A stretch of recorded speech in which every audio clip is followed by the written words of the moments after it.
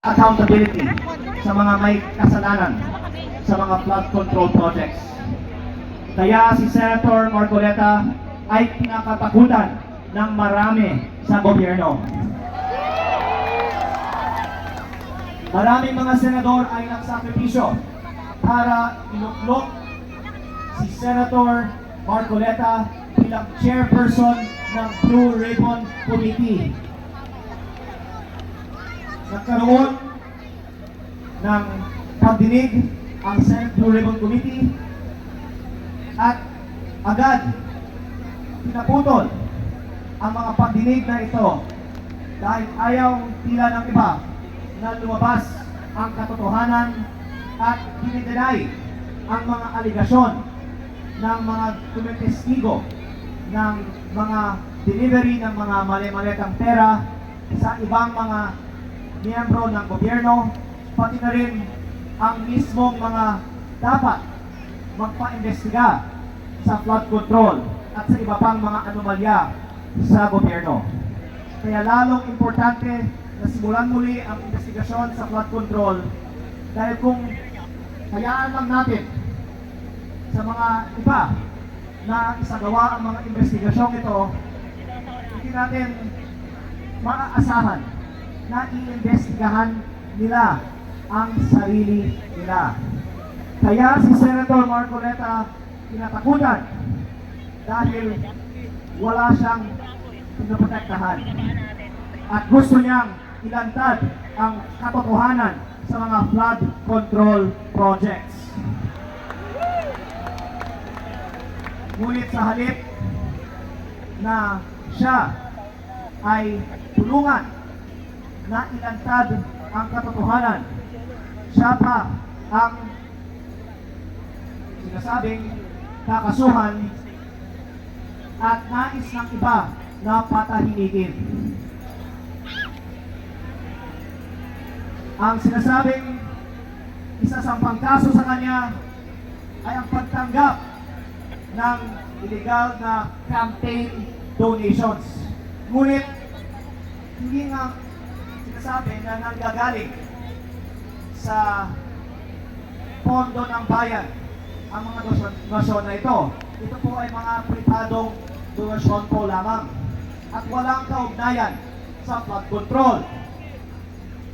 Meron akong isang nais na ibahagi sa inyo.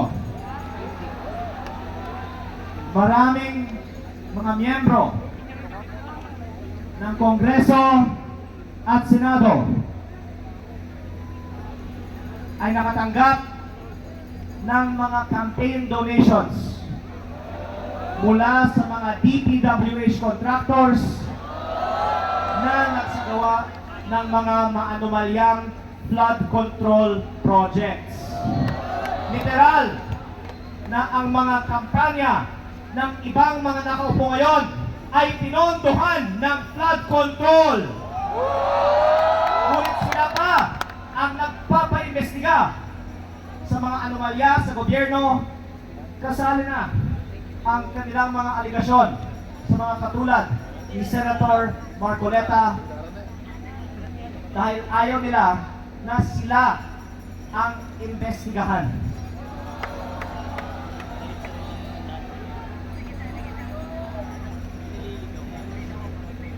Dagdag ko rito, ito ay alam ng marami ng ating mga kasamahan sa Kongreso. Nung ako ay bagong halal na congressman, ang daming mga kontraktor na lumapit sa akin para humingi ng kontrata sa DPWH.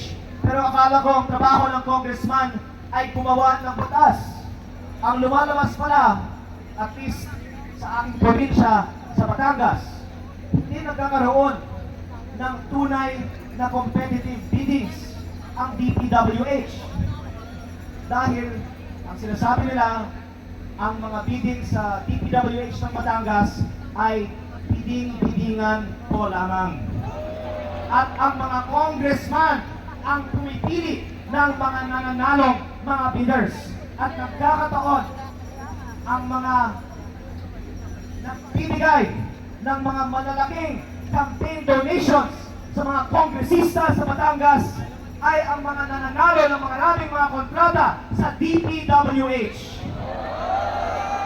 Meron ba tayong nakita ang congressman na nakasuhan na para sa mga donasyon ng mga kontraktor ng DPWH? Kaya ako po ay may kunting kahilingan. Hayaan ng Kongreso paimbestigahan ang mga campaign donations ng lahat ng mga miyembro ng Kongreso na nanggaling sa mga kontraktor ng DPWH. At tapusin natin ito bago tayo mag-judge o mag-allege ng anuman kay Senator Dante Marcoleta.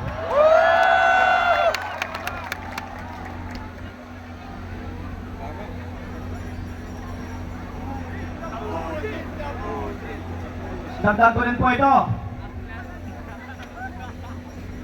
Maraming personal knowledge ang aking mga kasamahan sa Kongreso sa mga kalakaran na ang ibang mga kasamahan namin ay sabay congressman na napapasok ng mga proyekto sa budget ng DPWH at sila din ang mga kontraktor ng mga naturang mga proyekto.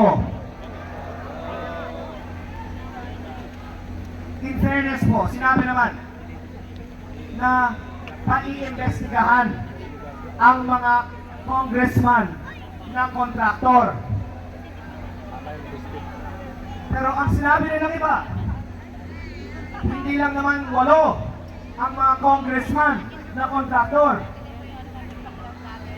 Sinabi ng iba, mahigit 20% ng Kongreso ay mga DPWH contractors.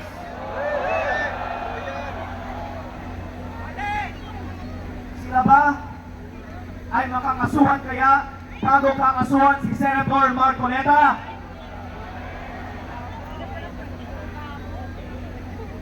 At kung meron man ilan, sabihin na po natin ilan na makakasuhan, bakit may mga congressman na napakalinaw ang ebidensya na sila ay mga kontraktor ng DPWH na hindi man lang sila iimbestigahan? Panghuli na lang naman po ito. Grabe ka!